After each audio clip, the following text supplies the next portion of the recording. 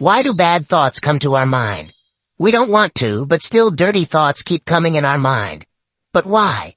Mind is our biggest friend and mind is our biggest enemy. When we follow our mind, then mind leads us astray, and when we balance the mind, then we get everything in our life. We try to stop the dirty thoughts coming in our mind, but the more we stop, the more these thoughts enter us. The more you run away from something, the more that thing will come to you. So don't run away from that thing, but keep balance on it. Once a young man came to Gautam Buddha and said to Gautam Buddha, "O Buddha, why do I have so many dirty thoughts in my mind? Come? I don't want dirty thoughts to come in my mind, but thoughts of lust always keep running in my mind, and I am very upset thinking about them. My energy and time is wasted in thinking all these, and because of all these thoughts I sometimes cannot remain calm, and I always get fascinated by seeing women." Can't stop himself. Buddha smiled and he asked the young man, "Do you know what is this lust?" Then the boy replied and said, "Buddha, I don't know what is lust, but yes, whatever it is a very bad thing." Then Buddha said to that young man, "First of all, you have to understand that whatever is in us naturally is not bad. It is needed in our life in one way or the other. Lust is not a bad thing. It is a feeling in our mind that makes us feel the lack of something or the other. And then we get attracted towards that thing to get that thing, like if you have lack of money, then you have the desire to get money. Lust will arise. It does not mean that lust is bad, but it is a kind of feeling of need of our mind, and when this need is physical, then we call it sex lust." The young man said to Gautam Buddha, "Buddha, I have understood the meaning of lust, but you tell me from where it comes and how it comes?"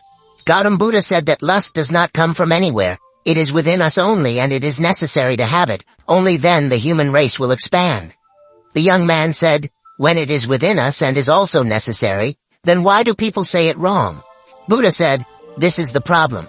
People have wrongly thought of lust. They try to hide and suppress it.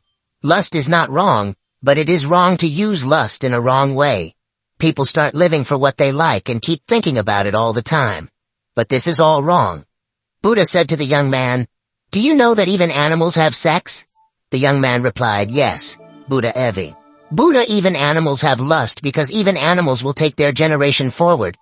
Buddha said, "Then why don't we call the lust of animals wrong?" said the young man. "I don't know, Mahatma. You tell me." Gautam Buddha said that animals do not use their lust for pleasure, they only use their lust for procreation. Nature has not given enough understanding to animals that they can make lust the basis of their happiness, while man uses everything found in nature for his own happiness on the basis of his understanding. We humans have made sex and lust the means of our happiness, while nature has given us to carry forward our lineage, but humans have made it the ultimate goal of their lives, and it is wrong to let lust go unbridled. Why do we dominate? Why does it become unbridled? Then Gautam Buddha said, "Listen to what I will tell you now. Listen carefully. You will understand the whole game of lust. You will get answers to all your questions. You just have to understand by listening carefully." Then Gautam Buddha tell the young man, "Let's start. Once upon a time, the guru and his disciple lived in an ashram. The disciples used to go daily to the village outside the ashram to take initiation. The disciple who used to go to the village to collect alms, there used to be a river on that way, through which he used to go daily to collect alms. One day he saw a boy hiding behind a tree. He went to the boy and asked, "Brother, what are you looking at hiding behind this tree?" The boy said, "Hey, don't you see what I am seeing?" When he looked at the river, some girls were filling water there. The girls will be 14, 15 years old. Then the disciple said to the boy, "Oh brother, the girls are filling water there. What is the point of hiding in it?" Then the boy looks at the disciple and says to him, "Hey you idiot, can't you see what I'm doing? How are those fairies drawing water from the river? Just look at her expressions. Look at her soft body, how her slim waist flexes while lifting the pot, and how her hair is flowing on her waist as if beauty is scattered." The disciple again looks towards the river, and this time he goes on looking. Till now he could not see anything, and he was absolutely fearless. He was not afraid of anything, but now he started hiding and started looking at those girls as if he had committed some crime. And when he was hiding and looking at those girls, then he started trembling from inside, and he said that this is me. What I'm doing? Whatever I am doing is not right. I should leave here, and then he leaves quickly. Then he reaches the ashram. After going to the ashram, he got busy in his work, but what he had just seen was coming again and again in front of his eyes. The same scene was playing in his mind. His mind was tempted to see the same thing. He didn't feel like doing any work. Early in the morning, he used to leave the hermitage early every day for alms, and went to the tree near the river where the boy was already present, and used to secretly watch the girls along with him. Now he started doing this every day. His mind was no longer engaged in any work. He was always engrossed in some kind of thoughts. He was also not able to do the work of the ashram properly. He could neither sleep properly nor eat properly. His mind was restless. His mind was tempted to see the beauty of those girls again and again. Even when the guru was giving alms, his mind was lost in some other thoughts. The guru saw these actions of his disciple. Then one day the guru called the disciple to him and said that from today, I will also go for alms with you. You and I will go begging together. That's why the disciple refused the guru and said, No, Gurudev, why are you getting upset? I alone can beg properly. The teacher said to the disciple, Okay, you go alone to beg. After this, the disciple went out to beg. After the disciple left, the guru also left the ashram and started following the disciple to see where he goes and what he meets.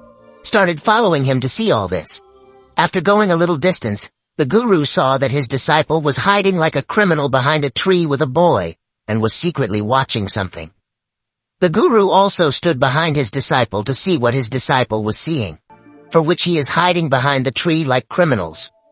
The guru saw that his disciple was watching the girls hiding behind the tree, who were getting water from the river. Then the guru said to the disciple, Will you beg from girls too? Hearing the voice of the guru, the mind of the disciple got scared and he started sweating. He was trembling as if he had caught red-handed while catching a thief. His condition worsened. He was unable to speak anything. The boy who was with the disciple ran away, which made the disciple even more nervous. Only a few broken words were coming out of his mouth. He could not even dare to make eye contact with his teacher. The teacher looked at the disciple and said, My disciple is fearless. He is not afraid of anything, but what is this? Where are you staying because of fear? The disciple said to the guru, Forgive me, I have no fault in this. That guy cheated on me, but I promise you that after today, I will never do that again. Forgive me. Gurudev said that no problem, but you should keep in mind that we get the same result as we keep company.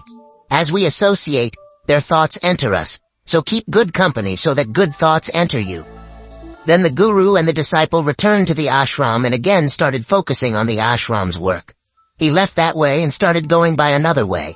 He used to do his work carefully, but slowly anger developed inside him, and then he started getting angry on other disciples and became restless. Now he did not even eat at the right time. He also used to eat very little food. One night the guru came to the disciple and told him that you had promised me that you will keep your mind under control. How many times have you broken your promise till now? Hearing this, the disciple fell at the feet of his guru and started crying. While crying, he told the guru that Gurudev, I have broken my promise many times, then I make a promise, but every time I break my promise, it is not in my control at all. I try very hard to push all the bad thoughts out of my mind, but I can't do it even if I want to. Then the guru said to the disciple, Come with me. The guru took the disciple to the garden of the ashram and said to the disciple, Look, there are some drains here, through which the water of the river is coming to these plants, and this water is flowing continuously. Can you stop the flow of this water? The disciple said, Yes, Gurudev, I can stop this flow. Then the disciple picked up the soil and put it on the edge of that drain. That water stopped for a while, and then after a while water came from the top of that sand. The teacher said to the disciple, What is this? This water did not stop at all. Again he picked up some pebbles and threw them into the drain, and then the water stopped for a while. But then after a while, water came out from the top of those pebble stones. Guru said, Disciple, what happened? The water has come again. You were saying that you will stop it? Can we stop something completely? Then the disciple said, No problem, Gurudev. I will stop this water and show you. Then he brought a big stone and put it on the drain. The water stopped. I have fulfilled your words. The guru smiled and said, Well, look carefully. The water has stopped. What? It has come out by breaking the drain behind and is flowing from side to side, and look carefully. It has also come in front of this stone, and this water will change its course and flow forward again." Then after some time the same thing happened.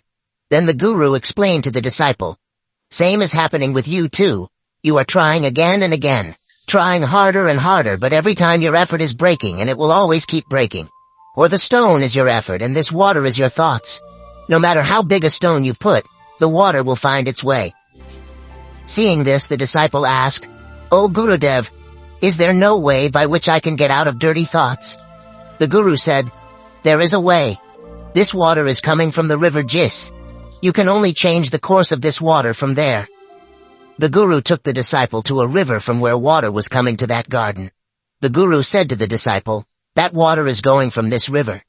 If we block the way from where the water is going to the garden, then can't we stop the water?" The disciple said, "Yes, Gurudev, it can definitely happen. I shut off this water from here. Then water will not go to the drain in front, and then water will not go to the garden." Then the teacher said, "Disciple, if there is no water in the garden, if it goes, then from where will the trees and plants get water? Those trees and plants need water." Then the disciple thought and said, "This thing never crossed my mind. It is also necessary for this water to go to the garden." Guru said, "And there are some of those trees and plants which need water daily. They will wither and die. We will have to open the water." After listening to the guru, the disciple opened the way for water. Then the guru asked, "What will happen if we divert all the water of this river towards the garden?" The disciple replied, "Gurudev, there are trees and plants to win over there. They will all melt away and there will be nothing left." The guru smiled and said, "You understand this. We don't have to stop anything, just always have to maintain balance. Plants are destroyed by less water, and plants are also destroyed by excess water. Our life runs on balance." Guru said to the disciple, "If I tell you something that you should not think about mangoes, then whose picture will come first in your mind?" The master said, "When we try to stop the impure thoughts by force, they enter us more strongly. That's why we should never try to suppress them." Then the guru said to the disciple, "Our dirty thoughts also come because of association with bad people. Sometimes sensuality is not there in us, but because of living with some obscene people it dominates us." Then the disciple said, "Gurudev, you are right. I had lost my way." Then that disciple slept very peacefully that night. In the morning he did his work with full heart, and then in the morning he went to take alms from the same way where the boy was still watching those girls hiding behind the tree. The disciple took her to the river, where the girls were drawing water. He asked for water from those girls, and one of those girls gave him water and touched the feet of the disciple. The disciple blessed him. "May you be well so that the mindset is filled with positive energy." A smile appeared on his face as if he had got back something lost. He started going back on his way. Just then the boy who was hiding behind the tree came from behind. He came to the disciple and said, "What is the matter? Today you have seen from close quarters?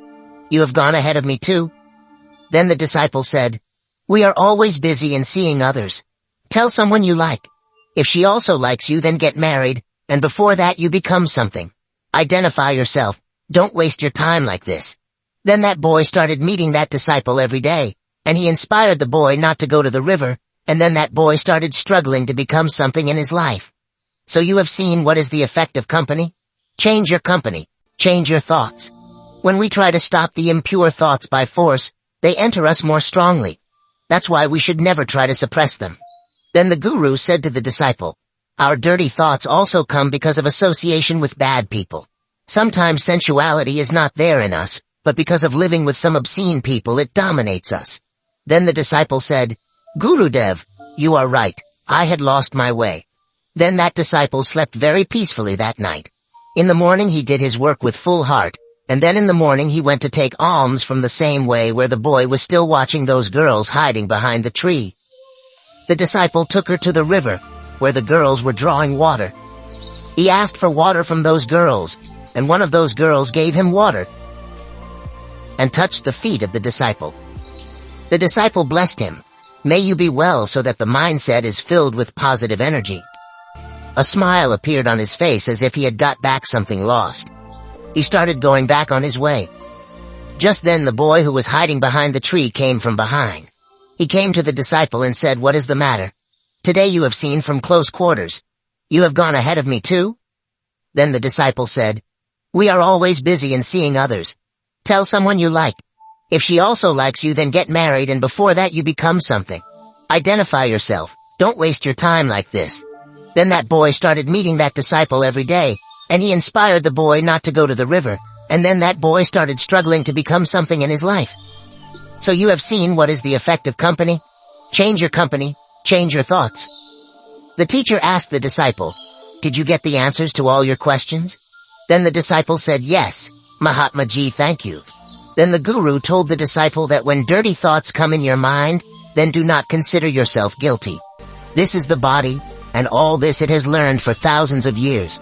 It is not going to break just because of your thinking or taking an oath, but you have that power, that energy which you have to use in balance. You are a living energy that is free to experience anything. That's why you know yourself. We learn from this story that how much our thoughts are important. Our thoughts only determine the direction of our future. We should adopt positive thoughts with full force in our mind so that we can move forward in the right direction. Thank you for joining me on this journey of embracing simplicity and finding the true essence of life. Remember, in a world filled with noise and distractions, it's the moments of genuine connection, the beauty in the everyday, and the power of authenticity that truly matter. If you're seeking inspiration to live a life of depth and meaning, make sure to hit that subscribe button and stay tuned for more thought-provoking content.